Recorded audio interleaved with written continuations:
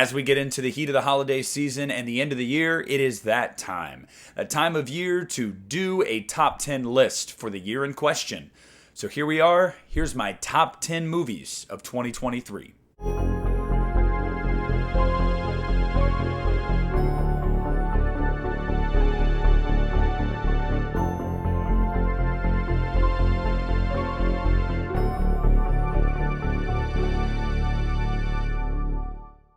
Hey, what's up, everybody? It's Nick from the Lost River Drive-In here, and if you guys are new here, please make sure to subscribe to my channel and leave a like on this video. Also, comment down below and discuss every movie that I put on this list with me. I want to hear your guys' thoughts on them, and I want to see the 10 that were your favorite. Now, doing lists like these are honestly really cool because you don't have to pigeonhole yourself into one genre. A top 10 list is just 10 movies, regardless of genre. So you're going to see some horror in here because obviously I'm a horror guy, and I'm probably going to make my way out to the theater more to see horror than anything else. But you're going to see other kind of movies in here too. So you'll kind of get an idea of what some of my tastes are. But I have to say, starting at number 10, there were a couple movies that were really fighting for this spot. I did not hate the Insidious The Red Door, so I should give that a shout out. I really thought that movie was just kind of mid. Didn't hate it, didn't love it, but I wanted to like it a lot more. Also, there was a movie that came out last January on Peacock, I believe, called Sick from Kevin Williamson. Was a solid movie, liked it, didn't love it. Now, my number 10 is not a movie I loved, but it was one I liked more than I didn't like, and that is It's a Wonderful Knife. Now, I've seen some varying opinions on this movie. People either going, this movie was really fun, I had a great time, or people saying, this is stupid, I hated it. I can see both sides of it, and I'm not here to argue a film's merit and whether or not you're right or I'm right. It's just, that's not the point. For me, It's a Wonderful Knife was really fun because obviously it was a play on It's a Wonderful Life, and it did it in a way like movies like Freaky, Happy Death Day, and Totally Killer do. They're very self-referential, they make fun of themselves, and they kind of crib off of popular movies and tropes that we grew up loving. So you can watch a movie like this and you really notice all of those callbacks and all those winks and nods, while also having a really fun time with a slasher movie. Now, the first act of the movie I felt like was a little bit too jarring for me, just all over the place, and I was worried I wasn't going to like it. But once you start to get to know some of these characters and you kind of just go along for the ride, it's a pretty fun time with a lot of Christmas atmosphere. I love Justin Long in this movie, and I got to give a shout out to Jess McLeod, who played Bernie, and I thought she stole the show. So for me, It's a Wonderful Knife. It's going to come in at number 10. Coming in at number 9 is going to be Evil Dead Rise. Now, this movie came out back in April, and I was very, very excited for this movie. I think a lot of people in the horror community were.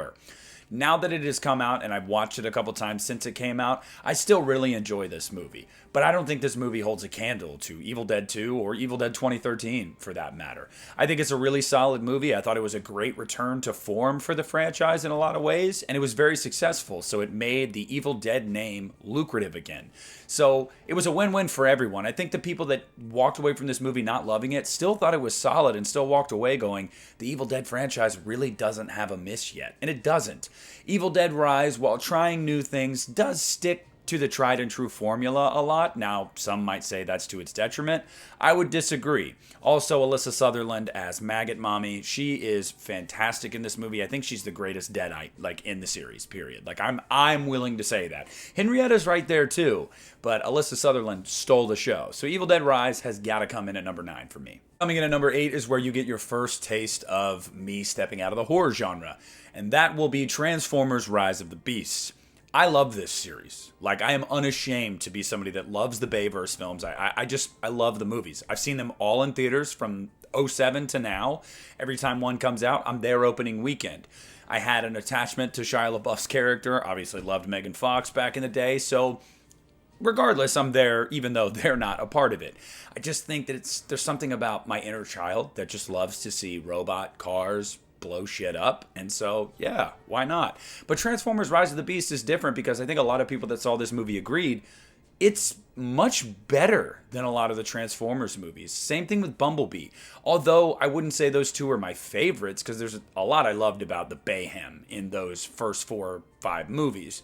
But I gotta say, the story here is solid, the acting's solid, there isn't a lot of super unnecessary plot points, it's not confusing, the action is very coherent and clear.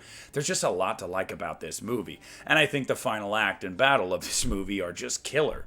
So if you were someone that was turned off to Transformers because you weren't into the Bayhem, I'd give this one and Bumblebee definitely a watch because they've really kind of recalibrated this series, and I think it's worked for the better. These movies are really, really solid. Now, not long ago when this movie came out, I had kind of overreacted a little bit, and I said that it was my favorite horror movie of the year. And upon reflection, it was not. But it's like, what I'm looking here, it's definitely top 5, and I still think it's like 4.5 out of 5 for me. I love the movie.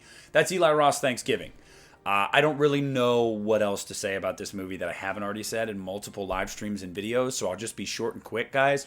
I thought it was a movie that accomplished exactly what it was trying to accomplish. It was a fun, over-the-top slasher that mixed a lot of underrepresented holiday elements into it, and I thought they all worked for the better. I thought the movie knew what it was and it ran with it. It was the perfect blend of Eli Roth's, kind of flavor. It was funny, it was dark, it was gory, and it just kind of unfolded at a breakneck pace. There wasn't a bunch of side plots. There wasn't an unnecessary filler. It's just a really, really fun time. It's not some deep thinker. It's just a really fun time.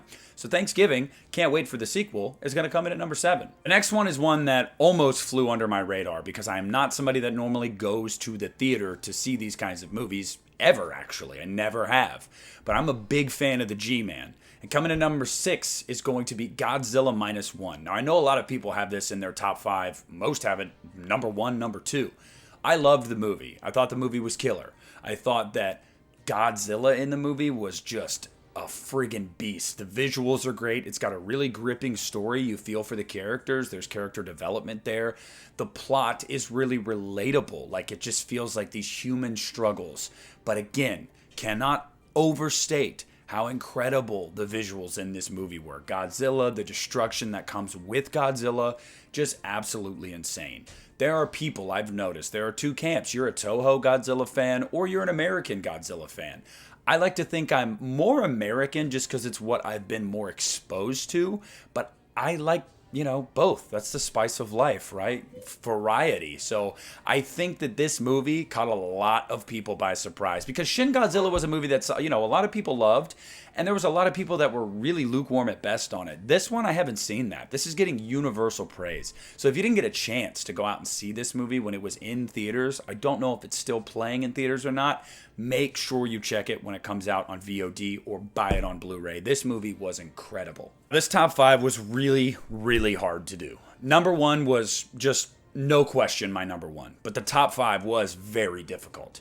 Coming in at number 5 is going to be Mission Impossible Dead Reckoning. Not Dead Reckoning Part 1 anymore because Paramount has now dropped Part 2's title, and it's going to be a different title. So it's just Mission Impossible Dead Reckoning. Why'd they do that? Well, because they thought, we only made about $600 million with this one. Why is that? Well, probably because you sold it as Part 1. And a lot of people are like, I'll wait till next year when Part 2 comes out. We've seen that throughout time. When movies split up into 2 parts, Part 2 always does better. Almost always. And Paramount learned their lesson with that. You would think there was enough empirical data up to this point for them to know that, but I digress. Mission Impossible Dead Reckoning is just a banger. It's an incredible action film. Tom Cruise has never been better than in these last couple Mission Impossible movies. Now, Mission Impossible had been on a trajectory for me that I thought ever since the second one, they just kept getting better and better and better. This one stopped that trend, but not by much. Mission Impossible Fallout is one of my favorite action movies, if not my favorite action movie I've ever seen. Like, it's right up there with like Skyfall, Casino Royale, like movies like that. Just an all-timer kind of movie. But Dead Reckoning is really, really good. It's great. Like, it is a great movie. I just think that when you follow up Fallout, it's like The Dark Knight going to The Dark Knight Rises. Still a really good movie, but just not the same. Now, Dead Reckoning does set up a lot that I think the next movie is really going to knock people's socks off, and I cannot wait for it. But again, gripping story, gripping action. There's a sequence on a train that is just, oh man, like pulse pounding, palms sweaty. The movie's incredible. I cannot give Mission Impossible Dead Reckoning enough praise. And now, coming in at number 4 is a movie that I did think was going to be my favorite horror film of the entire year, and that was before Thanksgiving. And this was actually near the beginning of the year, and spoiler alert, it still isn't my number 1 horror movie of the year. But number 4 is going to be Scream 6. A lot of people had a lot to say about this movie. They didn't like the plot armor. There was a lot of plot conveniences and contrivances that people did not get behind. There was a lot of characters people didn't really care about, and missing characters, notably Neve Campbell, that made people just not as much interested. And then the movie makes like $170 million and is like huge and gets really good reviews. And I go and see it, and I loved it. I think there's some pulse-pounding suspense in this movie. Now, it only really works the first time you watch it when you don't know who's going to die and who's not going to die. But I mean, I remember being in that theater and just being like, oh man, like on the edge of my seat for some of these sequences. I think the kills are awesome. I think there's some great practical effects in this movie, and I just really had a fun time with it. Like, it was just a super fun movie. Whereas Scream 5 tried to be a little bit deeper and have more to say and try to tie up loose ends from years, throughout the franchise, Scream 6 said, you know what? This is what we are. And I loved the movie for that. So Scream 6, although it has a lot of detractors, I really liked this movie. And now, not only to your guys' surprise, but to my surprise, I cannot believe what is at number 3. If you would have told me at the beginning of the year this was going to be my third favorite movie of the entire year, I would have slapped you across the face and said you were high. But you would have been right, and that's Barbie. Look, I wasn't into Barbies when I was growing up. I never played with them. I didn't have sisters around my age, so I wasn't even, around them. I didn't have a sister again until I was like 16. So by that point, it didn't even matter. So I was not really exposed to Barbie. I knew what Barbies were, but that was really it. Now, the cast of this movie is great. Margot Robbie, Ryan Gosling, Michael Cera. There's a lot of really great talent in this movie. So, of course, I was intrigued. Then I saw the first trailer, and I was like, that actually looks like it could be funny. And fun? Dare I say? It was that. It was all that in a bag of chips. The movie's fun. The movie's funny. It's got some incredible, effects and just set pieces. It looks just great. It is like this dream world. It really, really is. And it comes to life on screen. It is great. It's also got some really cool messages, about the idea of, beauty and the idea of what it means to be a person and finding that individuality. And then also juxtaposed with Ken's story of not going along with what seems popular, not trying to just be a bro, one of the guys, you know what I mean? Forging your own path. Your self-worth is not tied to one person or what others might think of you. You create your self-worth. That is all on you. And I just think those messages obviously are really poignant, and I think Greta Gerwig does a great job in the movie of getting those across. Some people, it went over their heads and they screamed, woke! But, whatever. You can't teach certain people. Can't teach an old dog new tricks. But I thought the movie was funny. I thought it was really fun, and I am shocked that it is my number 3. I really, really am. Coming in at number 2 is going to be my favorite horror film of the year, hands down. The first time I saw this movie, it did more for me in theaters than any of these movies did when I saw them in theaters. And I think it was really the third act that really sent it home for me, and that's Saw X. What more can be said about this movie that I haven't already said, that the critics haven't already said, that most of the fans haven't already said? The movie's an absolute banger. It is a banger from start to finish. The movie is the best we've seen Tobin Bell in this series. We actually get some development for him. We get to know him as a person. You get to feel bad for him. Now, a lot of people had issue with, I shouldn't be rooting for Jigsaw. That's where Saw goes wrong. What? I'm always rooting for him, even when he's in the wrong. So for me, from my point of view, it was finally, I don't feel bad rooting for the guy because I'm kind of always rooting for him. And from the beginning, he was a sympathetic character. He really was just trying to teach people a lesson. Now, his message got more and more perverted as the movies went on, but it started off with, I'd say, decent intentions. I wouldn't have gone about it the way that Jigsaw did, but decent intentions. Saw X is just an incredible movie. I think it is everything that Saw does well. I really think that it nails every single beat that you need to make a good Saw movie. And I think it was a great jumping off point for future installments. We obviously just got an announcement for Saw 11 this September. I can't wait. I'm so glad to see Saw back and thriving. Saw X is unequivocally my favorite horror film of the year and my number 2 of the entire year. But what's my number 1? A lot of people have been asking me that. Well, for me, it was no contest. Number 1 is Christopher Nolan's Oppenheimer. Now, I am a big history buff, and specifically post-1900 and the World Wars specifically. This has always been kind of my sweet spot ever since I was in junior high school. I know a lot about World War II, so I was very excited for this movie. And then having Christopher Nolan's name attached to it, I thought, okay, we're kind of cooking with gas here, but I want to see how you can make this movie kind of exciting. This movie isn't exciting in your typical Christopher Nolan type of way. It's not some big bombastic action movie. There are a couple sequences that there are some, palpable tension, suspense, and great visuals. But the movie is a character study.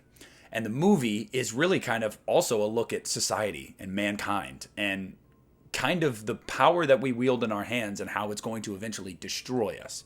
And I thought all of those points are just so poignantly laid out in the movie. The performances, Cillian Murphy, Robert Downey Jr., you've got Josh Hartnett in here, Florence Pugh. I mean, the movie is loaded with star power, absolutely loaded. Jack Quaid, Matt Damon, I could keep going. The movie addresses so many truths about World War II, being as historically accurate as they can be. And I think that the most just kind of chilling thing, and I knew this going into the movie, but is really seeing it play out on screen, how the U.S. government treated the man that essentially won the war for us. How, because he felt some kind of guilt and some sense of responsibility, that he was now going to get blacklisted because he didn't want to help them make an even bigger bomb, and he got kicked to the curb like he was trash because he was no longer useful to them, is just genuinely mind-blowing. And also a reason why I always say I wouldn't do certain things for the U.S. government. I just never. They don't care about me. The little man doesn't matter. And even when you're not the little man and you create a bomb that can literally end a war, they'll still turn on you like that. No thanks. Cillian Murphy's performance as J. Robert Oppenheimer is just, it is. I don't know what to say aside from award worthy. Like it should absolutely win awards, just period. I mean, if it doesn't, it's a travesty. Like the system is broken, tear it all down and start over. Like seriously. The movie is just, it's great. It's great. And it addresses this thing that a lot of us have, this thought that we've had throughout our lives, whether you're learning about it in school or you're up late at night thinking about things sometimes, in these existential crises of, Oppenheimer gave mankind the power to destroy themselves. And eventually, it will come to that. Mutually assured destruction. Maybe not in our lifetimes, probably not, hopefully not. But eventually it'll come to that. And that is a terrifying reality. So yeah, Oppenheimer, number 1. So that is my list of my 10 favorite movies of 2023, spanning all genres. Now, again, guys, I have said on the podcast before, and I do maintain this, I don't think 2023 was as strong a year as some previous years, just in terms of like quantity. In 2022 and 2021, I felt like we got a lot of really good movies. Having said that, I think the great movies in 2023 are better than the best movies of those previous 2 years. I really, really do believe that. Maybe with the exception of like Spider-Man No Way Home. I think that although the quantity wasn't there, the top, I'd say 7, 8 movies were great movies in my opinion. So we didn't get as much to choose from, but we still got some great ones. But I want to hear down below, what are your guys' 10 favorite movies of 2023 and why? Do you disagree with any of the movies I mentioned? Have you not seen them and do you want to see them now? Have I maybe swayed your opinion on one that you had seen and didn't like? Please discuss all of that and more down below in the comments section with me. Thank you guys so much for watching. This is Nick at the Lost River Drive-In, and I am pulling out.